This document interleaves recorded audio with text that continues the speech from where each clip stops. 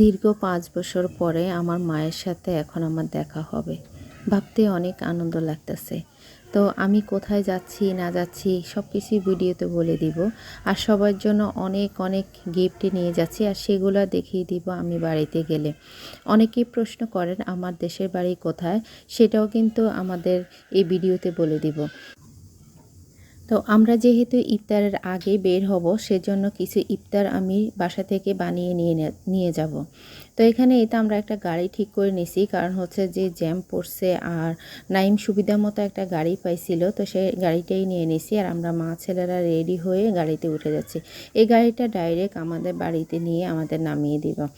আর আমরা কিন্তু এই ইফতারের ঠিক ১ ঘন্টা আগে বের হয়ে গেছি, কারণ এই সময়টায় কিন্তু রাস্তাঘাট একদম ফাঁকা থাকে। তারপরেও নিউ মার্কেট এসে যে জামটা পাইছিলাম, মনে হচ্ছে না যে আমরা ছাড়া কেউ রোজা রাখছে, কারণ নিউ মার্কেট এত এত ভিড় ছিল। আর এই মানুষগুলো রোজা না রেখে রাস্তার মধ্যে দাঁড়িয়ে আছে, আমরা বুঝতেছি না। তো আমরা যে ইফতারটা রেডি করে নিছিলাম আর গাড়িতে আজান দিয়ে দিচ্ছে, আমরা এখন গাড়িতে বসে ইফতার করে নিছি। তো এই তো দেখতে না দেখতে কিন্তু আমরা বাড়িতে পৌঁছে গেছি। আর যেহেতু বাড়িতে পৌঁছাইছি আর রাত্রে ছিল, আর সেজন্য ভিডিওটা করি নাই। সকাল থেকে এখন সবাই গিফট আমি বুঝিয়ে দিচ্ছি। এখানে আমার বোনেরাও কিন্তু একদম সকাল সকাল চলে আসছে, যেহেতু আমি গেছি।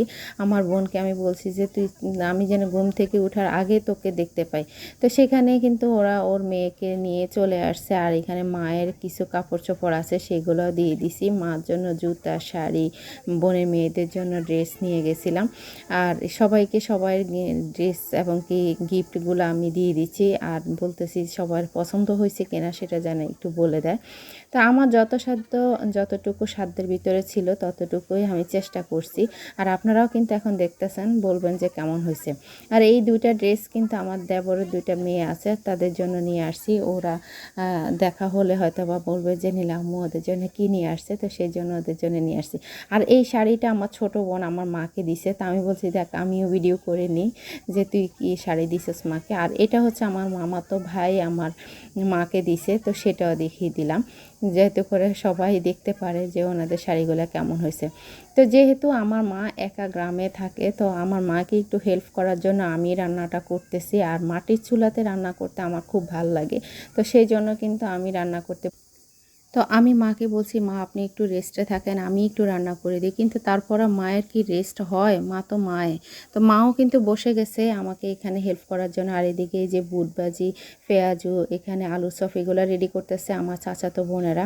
কারণ আমরা আজকে আমার চাচাতো বোনের ঘরে বা আমার চাচার ঘরে ইফতার করব আর কি। তো চাচার যেহেতু 2টা মেয়ে, ওরাই রেডি করতেছে। আর আমরা কিন্তু আজকে ওনাদের বাসায় দাওয়াত আমাদের, তো সেখানে ইফতার করব। আর ওইদিকে আমরাও কিছু টুকটাক রান্না করে রেখে তারপর এখানে চলে আসছি।